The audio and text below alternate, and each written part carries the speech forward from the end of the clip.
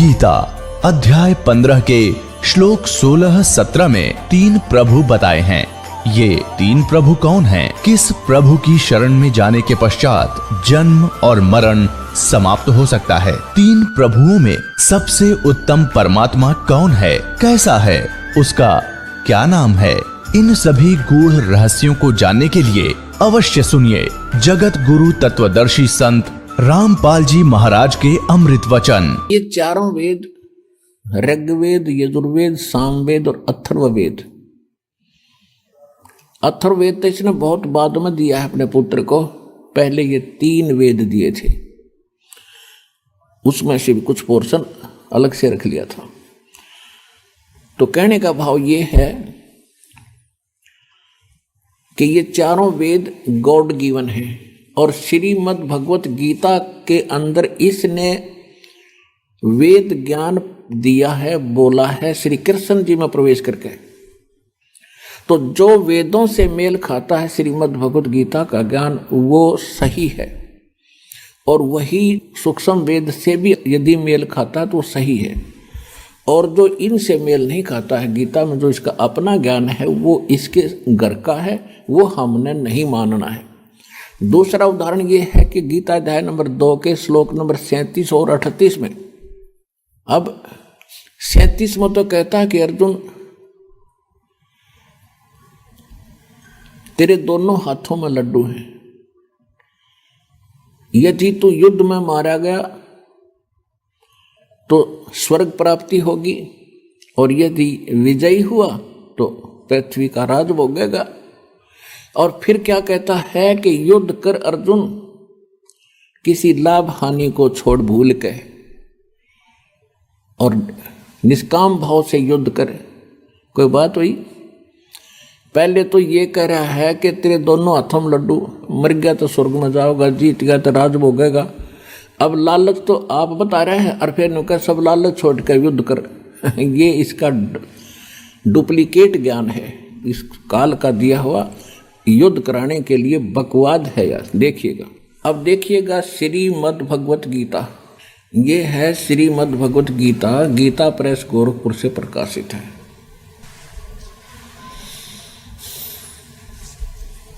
इसके संपादक कौन है देखिएगा, गीता प्रेस गोरखपुर से प्रकाशित है, और जयदयाल गोविंद का इसके अनुवादक है। अब पहले आपको दूसरा अध्याय का 37 और 38 दिखाते हैं, ये देखिएगा। अध्याय नंबर 2 और श्लोक नंबर 37। या तो तू युद्ध में मारा जाकर स्वर्ग को प्राप्त होगा, अथवा संग्राम में जीतकर पृथ्वी का राज भोगेगा। इस कारण से अर्जुन युद्ध के लिए निश्चय करके उत्तिष्ठ खड़ा हो जा। और फिर क्या कहे देखिए, काल भगवान का जाल। कहते जय पराजय, लाभ हानि और सुख दुख को समान समझकर उसके बाद युद्ध के लिए तैयार हो जा। इस प्रकार युद्ध करने से तू पाप को नहीं प्राप्त होगा। बताओ, ये कोई ज्ञान है? लाभ हानि और जय पराजय को भूल ले। लाभ हानि छोड़ के बेमतलब कौन लट्ठा होगा? इसका अर्थ तो ये हो गया कि किसी का सिर में मारा लठ, अन्यों कहते मैं तो बगैर लाभ हानि के और निष्काम भाव से लड़ रहा हूं तेरे साथ में, आ जा। कोई तो कोया ये, और ऊपर कह रहा है कि युद्ध में मारा गया तो स्वर्ग जाएगा, और जीत गया तो पृथ्वी का राज भोगेगा, इसलिए लठ था। तो ये है इसकी बकवाद युद्ध कराने के लिए, ये हमने स्वीकार नहीं करनी, जो श्रीमद् भगवत गीता में। अब आपको दिखाते हैं अध्याय नंबर 3 का श्लोक नंबर 6, 7, 8। ये देखिएगा, अध्याय नंबर 3 है ये, तृतीय अध्याय। इसमें प्रथम श्लोक में क्या कहा है, प्रथम से देख लेते हैं कि हे जनार्दन, यदि आपको कर्म की अपेक्षा ज्ञान श्रेष्ठ मान्य है तो फिर हे केशव मुझे भयंकर कर्म में क्यों लगाते हो, मुझसे युद्ध क्यों करा रहे हो। फिर यहाँ अर्जुन पूछ रहा है कि आपके ये दोगली सी बातें मुझे अच्छी नहीं लग रही।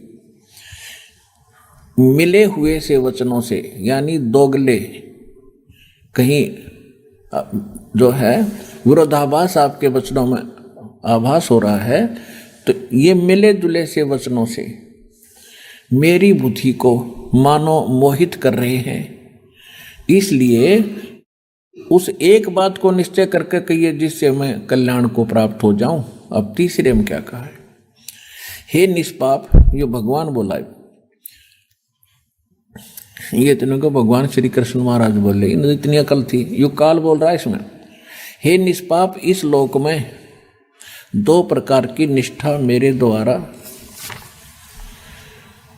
पहले कही गई है, और उनमें सांख्य योगियों की निष्ठा तो ज्ञान योग से और योगियों की निष्ठा कर्म योग से होती है। फिर क्या कहता है, मनुष्य ने तो कर्मों का आरंभ किए बिना निष्कर्मता को, यानी ये तो अपनी सोच है, प्राप्त होता, और न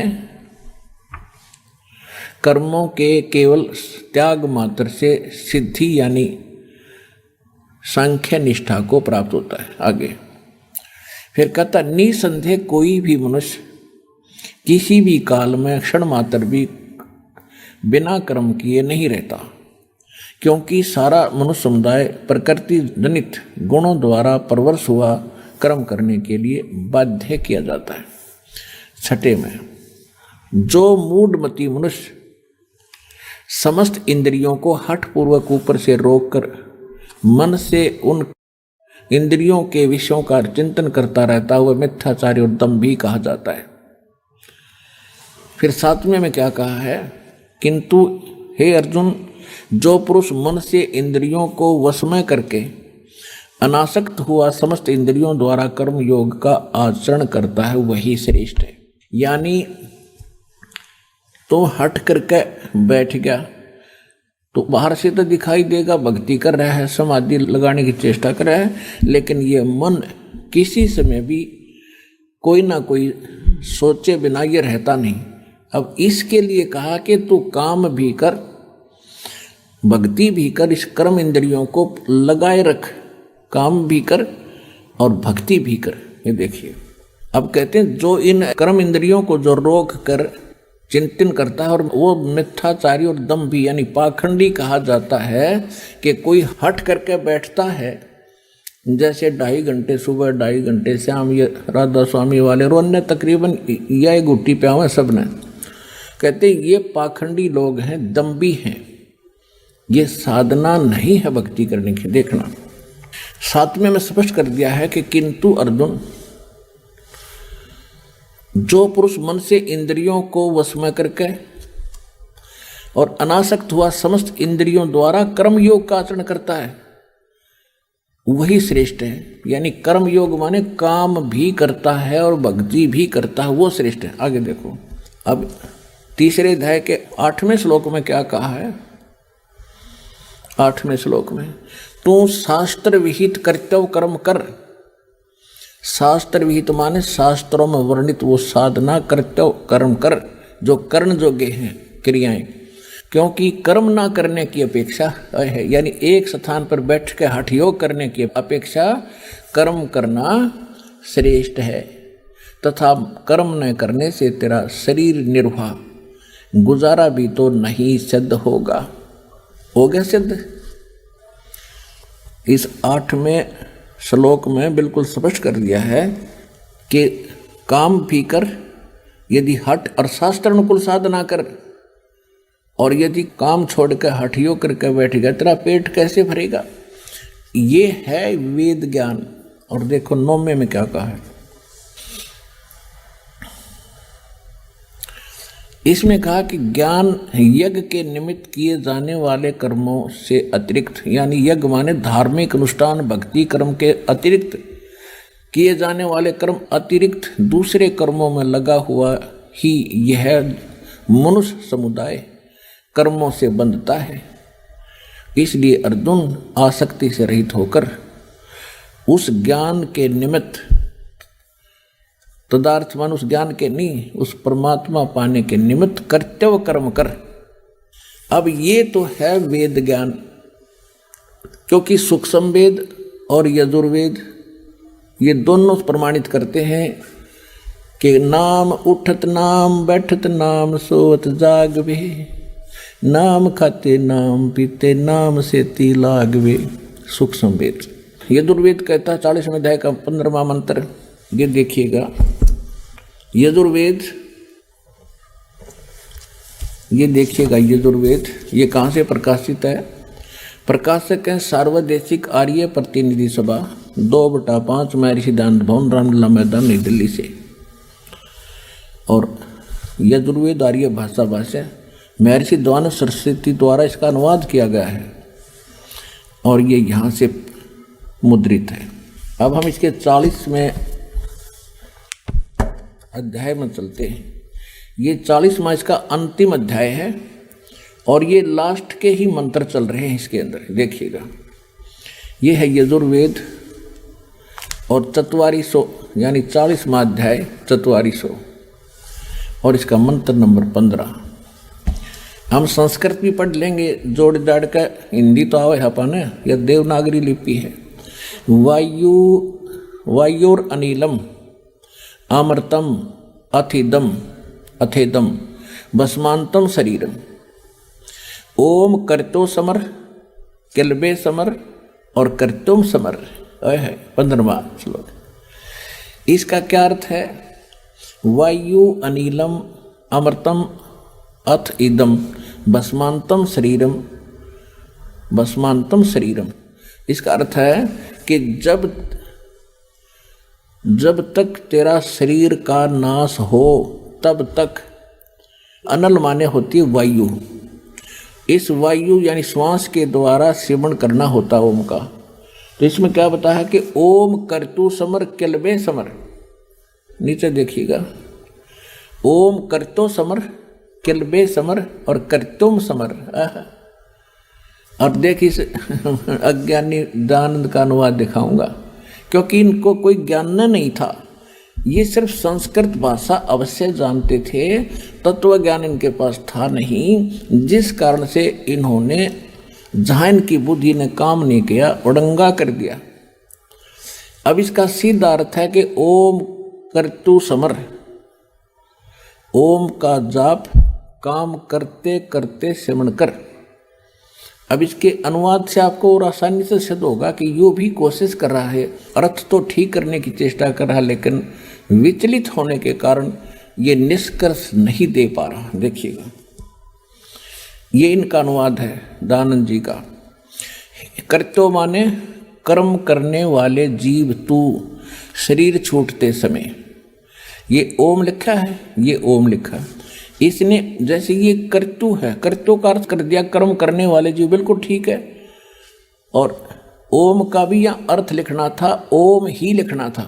ओम माने ओम को, समर माने समन कर, किलबे माने अपने सामर्थ्य के लिए परमात्मा और उनके अपने स्वरूप का स्मरण माने समन कर, कर्तव्य माने अपने किए का स्मरण कर। वायु माने धनजादि वायु, अनल माने कारण रूप वायु को, कारण रूप वायु, अमृतम अविनाशी कारण को धारण करता अथ, इसके अनंतर इदम, इस शरीर नष्ट, शरीरम नष्ट होने वाला, सुखादि का आश्रय शरीर, भस्मांतम अंत में भस्म होने वाला। तो ऐसा जान, कोई अर्थ है इसका? कोई सिर पैर है इसके अर्थ का? इसका सीधा सा अर्थ है कर्तो माने काम करने वाले। यहाँ लिखा है ओम कर्तो समर, काम करते करते श्रवण कर। और किलबे, किलबे माने किलबलाहट, एक विशेष कसक के साथ, तड़फ के साथ नाम का जाप कर। और कर्तव्य माने अपने मूल, मनुष्य जीवन का मूल कर्तव्य जानकर ओम का जाप करे। तो इसको अंतिम सांस तक, शरीर छूटते तक, जब तेरा शरीर नाश हो तब तक इसका सेवन कर। तो ये वेद ज्ञान है। और गीता अध्याय नंबर 8 के श्लोक नंबर 13 में कहा है, ये देखिएगा, श्रीमद् भगवत गीता उठा ली हमने, पवित्र वेद रख दिए। अब इसके 8वें अध्याय का 13वां श्लोक आपको दिखाते हैं। ये देखिएगा, अध्याय नंबर 8 का श्रीमद् भगवत गीता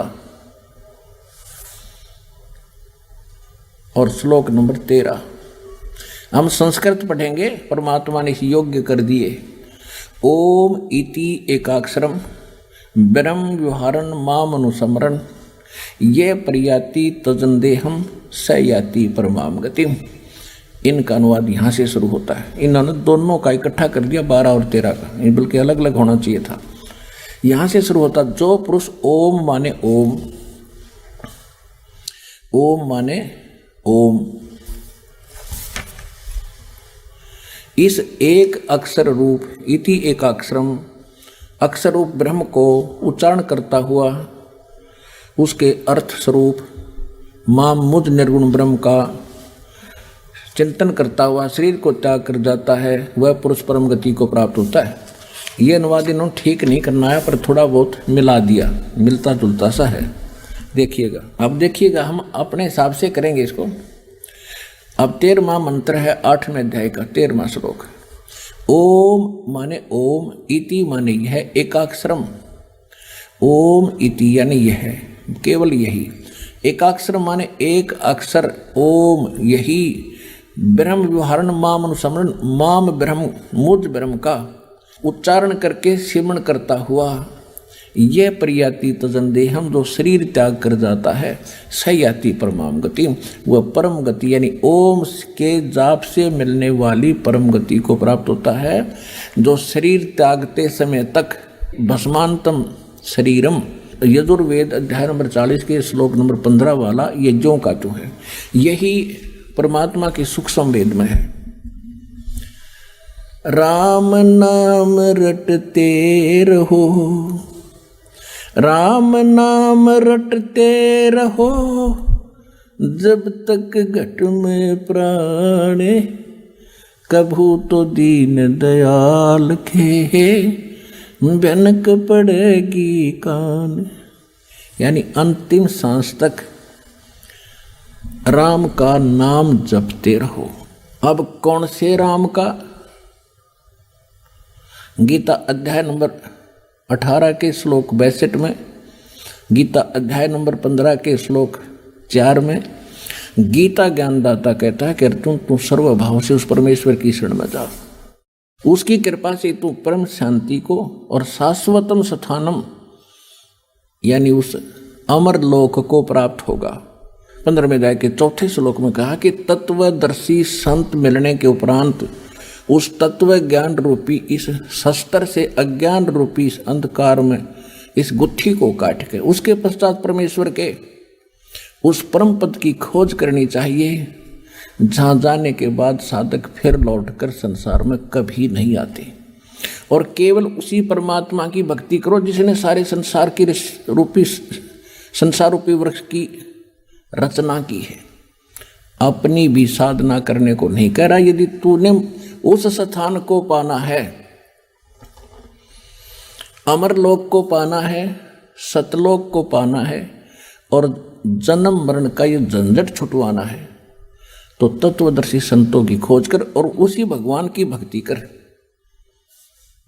जो गीता ज्ञानदाता से अन्य है। अब पवित्र यजुर्वेद, पवित्र सूक्ष्म वेद और पवित्र श्रीमद् भगवत गीता में वेद ज्ञान, ये एक ज्ञान है, ये बिल्कुल सही है। अब ओम नाम से क्या प्राप्ति होती है? ब्रह्मलोक। इससे पहले थोड़ा सा आपको देवी पुराण दिखाऊंगा। पुण्यात्माओं, आप जी ने बहुत दिन सुन लिए राम कृष्ण और सुदामा की कथाएं।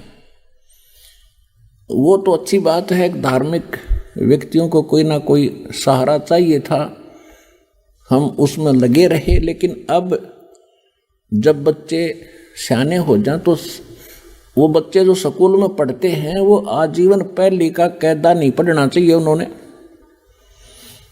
अगर सफलता पानी है तो आगे की क्लासेज भी अटेंड करनी पड़ेंगी। तो वो सतलोक आश्रम बरवाला में उसे आगे की पढ़ाई पढ़ाई जाती है, वो सुनिएगा। अब ओम नाम किसका है? ओम नाम से क्या प्राप्ति होती है ये देखिएगा। श्रीमद् देवी भागवत यानी श्री देवी पुराण गीता प्रेस गोरखपुर से प्रकाशित है। श्रीमद् देवी भागवत सचित्र मोटा टाइप, संक्षिप्त, केवल हिंदी। संपादक हनुमान प्रसाद पोदार, चिमनलाल गोस्वामी, और ये यहाँ से प्रकाशित है। इसके मुद्रक और प्रकाशक हैं गीता प्रेस गोरखपुर। इसके 562 पृष्ठ पर आपको ले चलते हैं। उसमें क्या वर्णन है कि देवी यानी दुर्गा जी हिमालय राजा को ज्ञान बता रही है और वो कह रही है कि आप मेरी भक्ति भी छोड़ दो, केवल ब्रह्म की पूजा करो। ब्रह्म की, उसका ओम नाम है।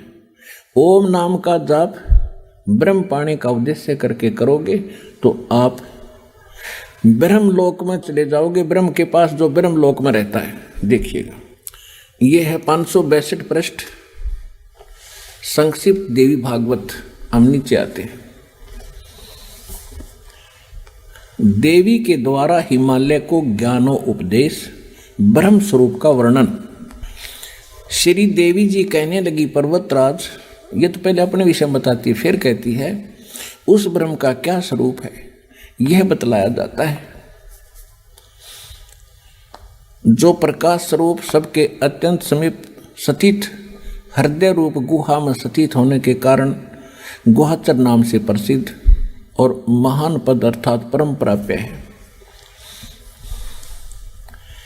वह है समस्त प्रजा के ज्ञान से परे है। उसने किसी भी प्रजा को उसका ज्ञान नहीं है, अर्थात किसी की बुद्धि में आने वाला नहीं, यह तुम जानो। जो परम प्रकाश रूप, जो सूक्ष्म से भी अत्यंत सूक्ष्म है, जिसमें संपूर्ण लोक और उन लोकों में निवास करने वाले प्राणी सचित हैं, वही ये अक्षर ब्रह्म है।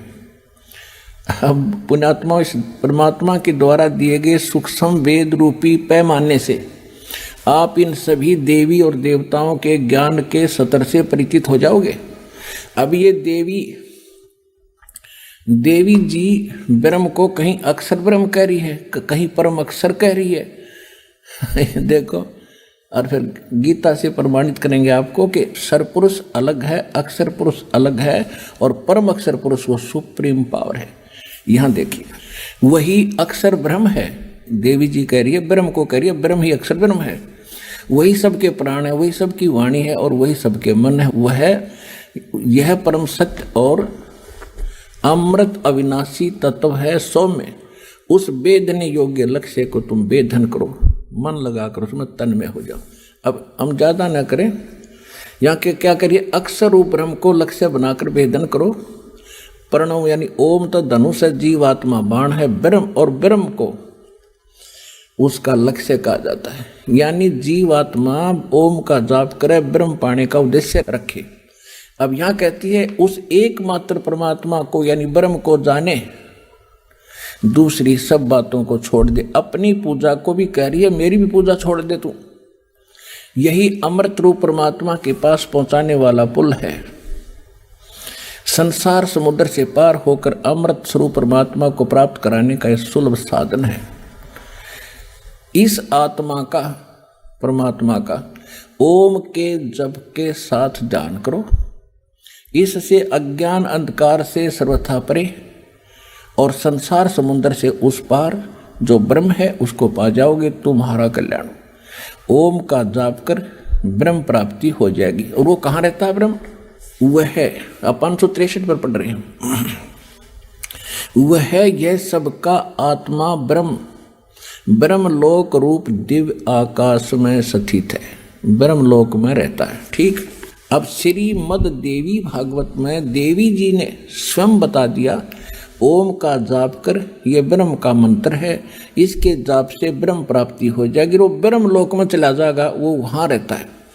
अब गीता अध्याय नंबर 8 के श्लोक नंबर 16 में कहा है कि ब्रह्मलोक में गए हुए प्राणी भी जन्म मृत्यु के अंदर हैं। देखिएगा, ये है श्रीमद् भगवत गीता, हमने अब उठा ली, श्री देवी पुराण रख दी। ये 8वां अध्याय, ये 8वां अध्याय, और इसका हमने 13 पढ़ लिया। देखिए 16 में, 8वें अध्याय का 16वां श्लोक क्या देता, प्रमाण देता है कि हे अर्जुन, ब्रह्मलोक पर्यंत सब लोग पुनरावर्ती में हैं। ये पुनरावर्ती को स्टार लगा के या नीचे विश्लेषण किया है, अर्थात जिनको प्राप्त होकर पीछे संसार में आना पड़े ऐसे। इसलिए पुनरावर्ती उसको कहते हैं जो उसको प्राप्त होकर भी जन्म मृत्यु में सदा रहे, आना पड़े वापस। वहाँ गए हुए प्राणी भी वापस आते हैं ब्रह्मलोक में।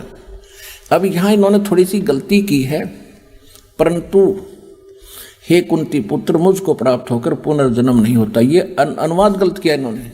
देखो पुण्यात्माओं, यदि ये ऐसे विद्वान होते तो मुझे क्या जरूरत थी इनके मत्था पिचाई करने की।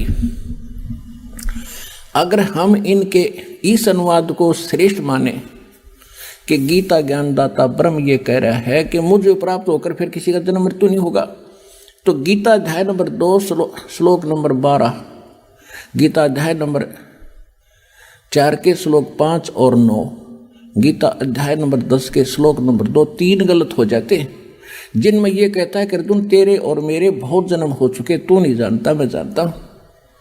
तो एक खाकनवाद इनका।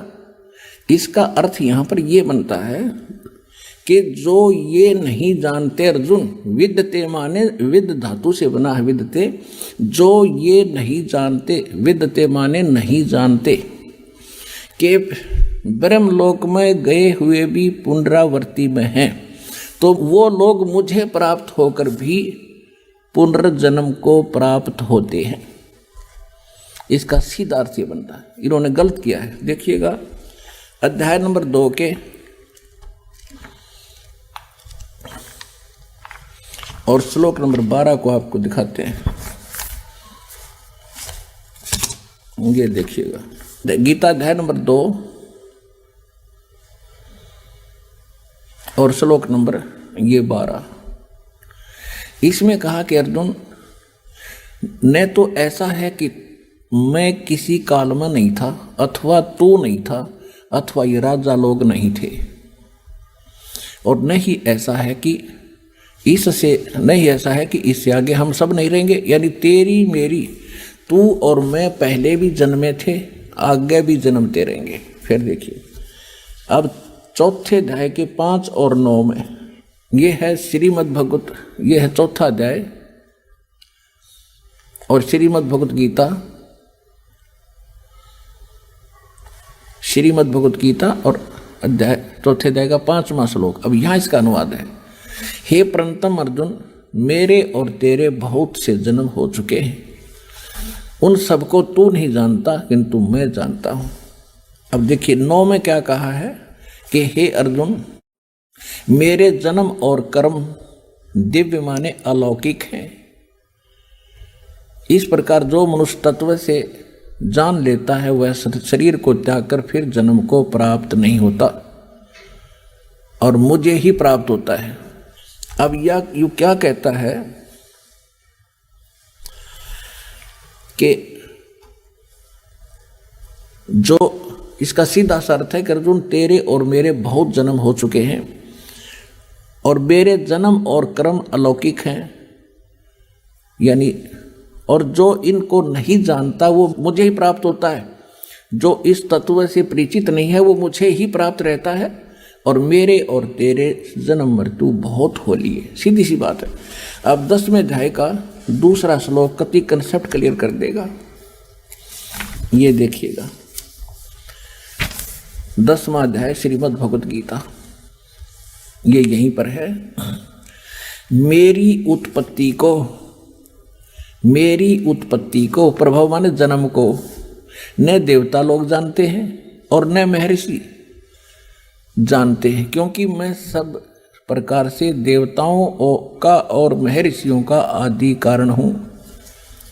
अब इससे क्या सिद्ध हो गया? गीता ज्ञान दाता ये ब्रह्म है, ज्योति निरंजन काल है, सर्वपुरुष है।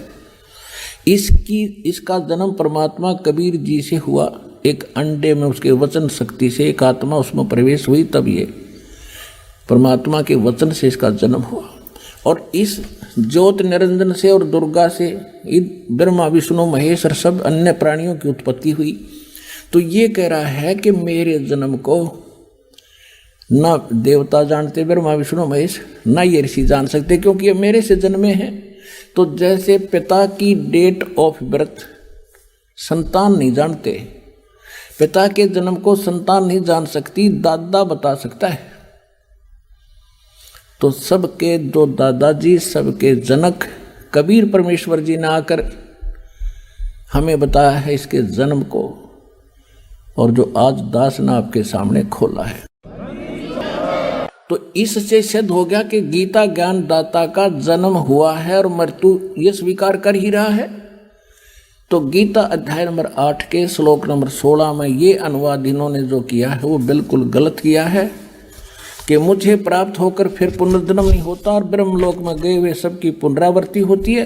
तो देवी भागवत में गीता पुराण उस देवी ने स्पष्ट कर ही दिया है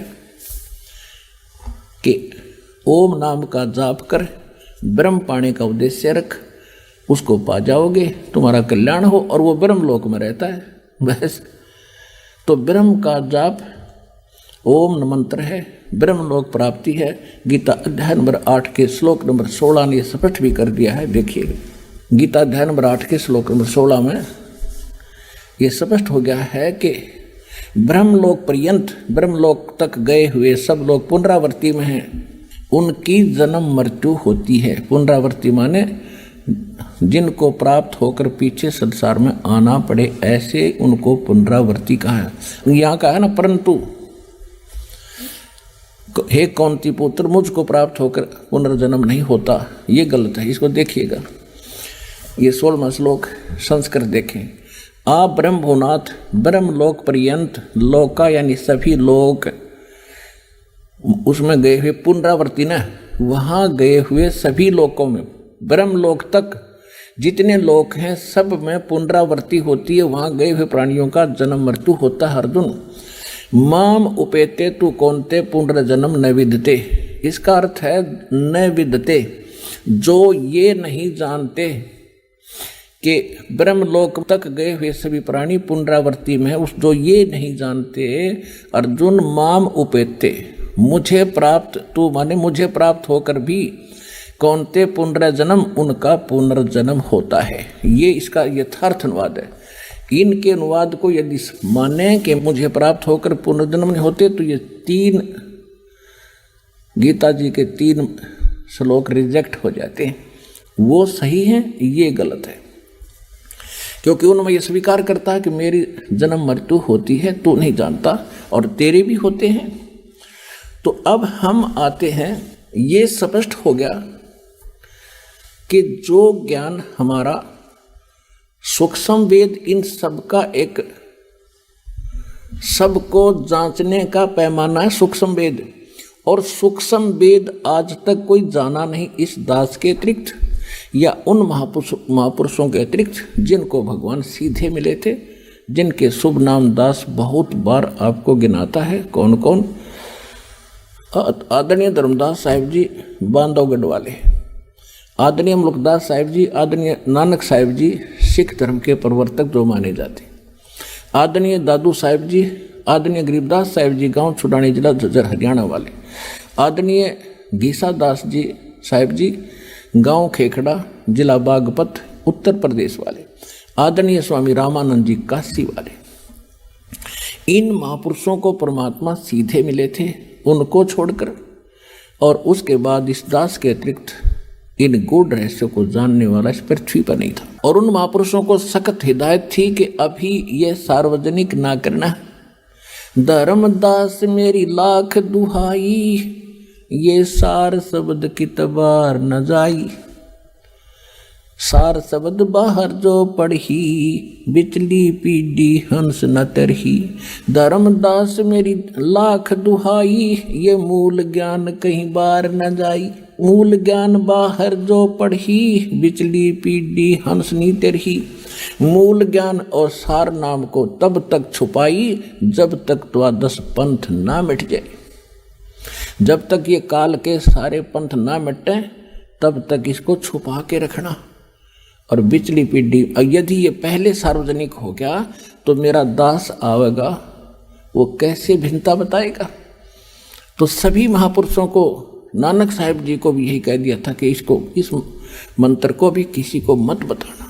अब ये तो स्पष्ट हुआ, ये प्रमाणित हुआ कि सूक्ष्म वेद वो तो कंप्लीट स्पिरिचुअल नॉलेज है। ये देखिएगा श्रीमद् भगवत गीता अध्याय नंबर 4 का श्लोक नंबर 32, इसको भी थोड़ा निर्णय करेंगे आज इसका। चौथे अध्याय का 34वां श्लोक,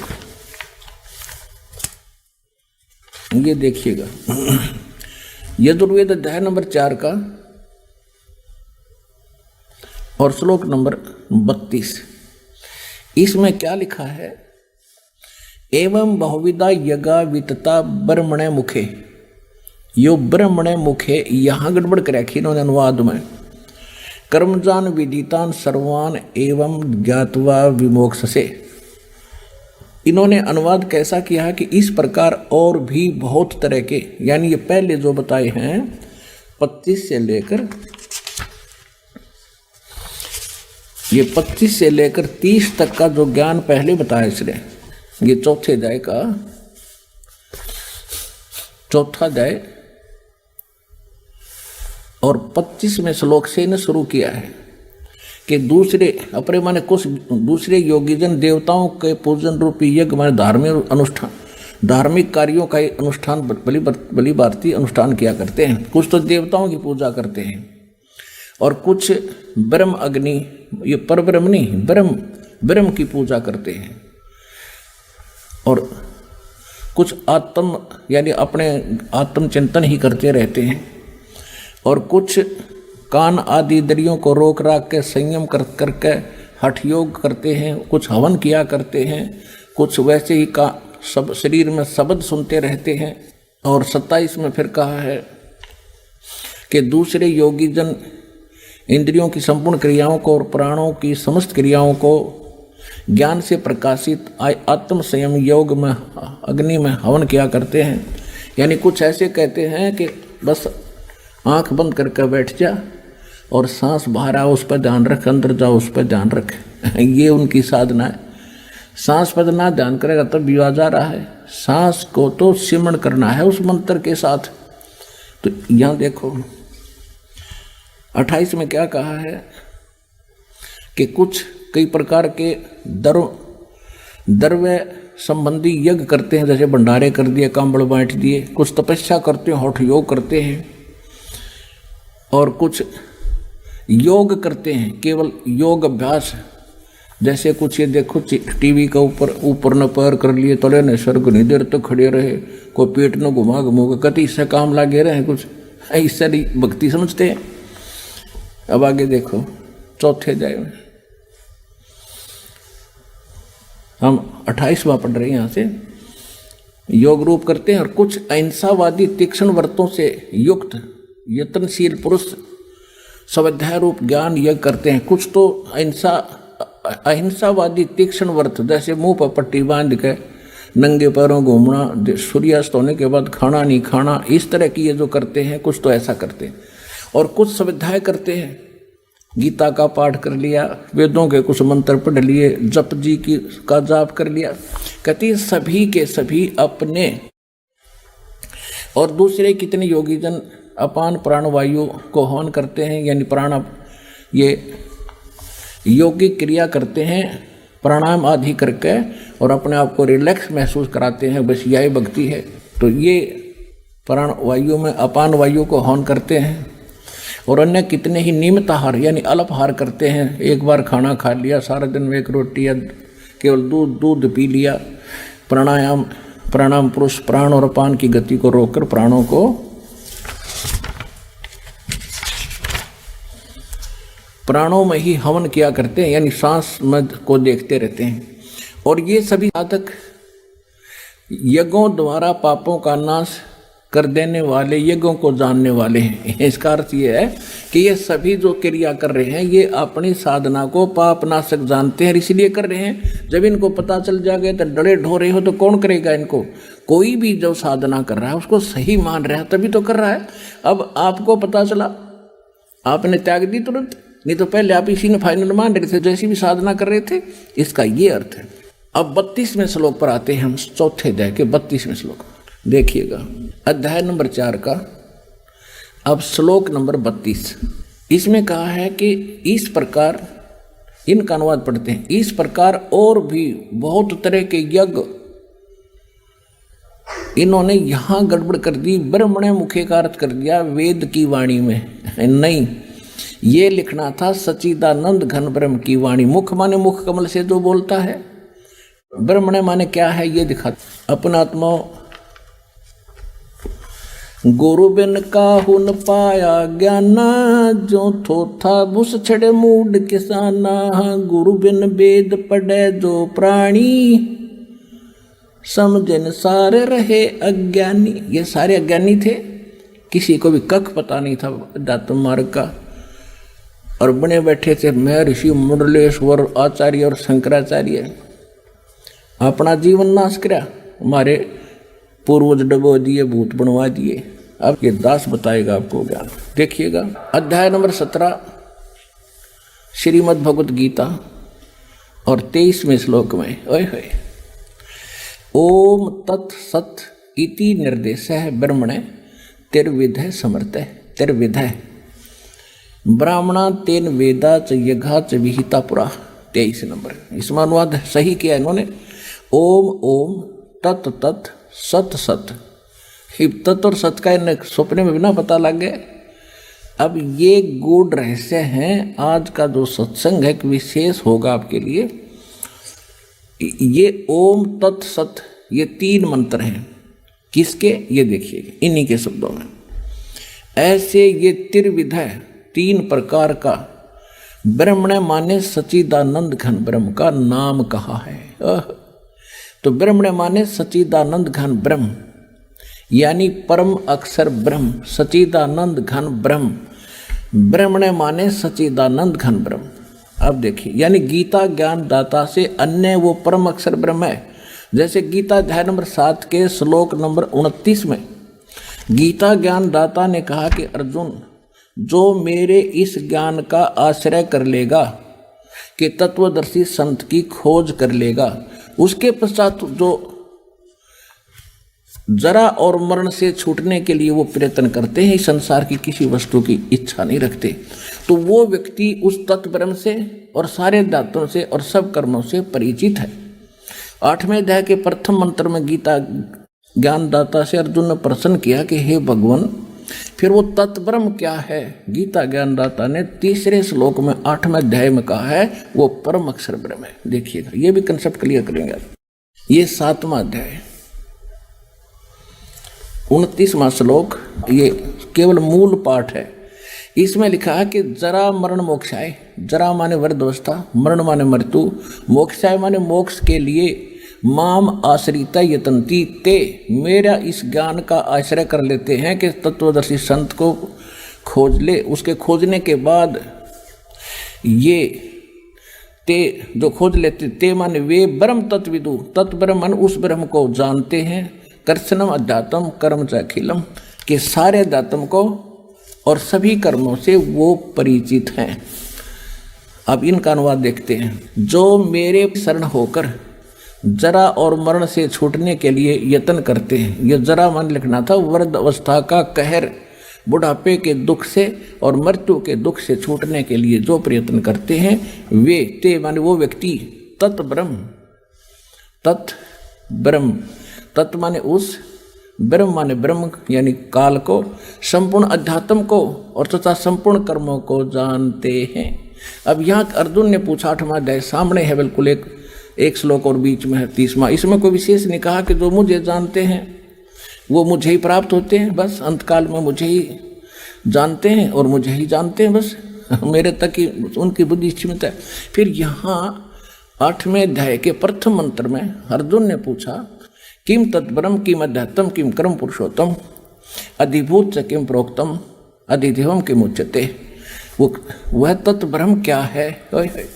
इसका उत्तर अध्याय नंबर 8 के और श्लोक नंबर इस 3 में दिया है। वह परम अक्षर ब्रह्म है। अक्षरम ब्रह्म परमम, परम अक्षर ब्रह्म है। अपुणात्माओं, आपकी पीएचडी करवा दूंगा और अंगुलियां पर नोट करवा दूंगा सारे शास्त्रों के श्लोक मंत्र, चाहे ब्रह्मा जी और विष्णु आ जियो आपके सामने, चाहे शिव जी आ जियो, सबके ज्ञान में परास्त कर दोगे उनको। अब देखिएगा श्रीमद् भगवत गीता अध्याय नंबर 4 का श्लोक नंबर 32 में आगे इसमें कहा है कि इस प्रकार, यानी जो 25 से 30 तक बताया है उससे ऐसे इस प्रकार बहुत तरह के यज्ञ माने धार्मिक अनुष्ठानों की जानकारी। ब्रह्मणे माने सच्चिदानंद घन ब्रह्म कहो, परम अक्षर ब्रह्म कहो, पूर्ण परमात्मा कहो, सत्पुरुष कहो, अमर पुरुष कहो, उसको कबीर देव कहो। वो कबीर परमात्मा सह शरीर सतलोक से चलकर आता, ये वेद बताते हैं कि अपने मुख कमल से वो कवियों की तरह आचरण करता हुआ अपने तत्व ज्ञान का प्रचार करते हैं। वो तत्व ज्ञान है, वो सूक्ष्म वेद है, वो सच्चिदानंद घन ब्रह्म की वाणी है, वो कबीर वाणी है जो भगवान खुद बोलते हैं अपने मुख से।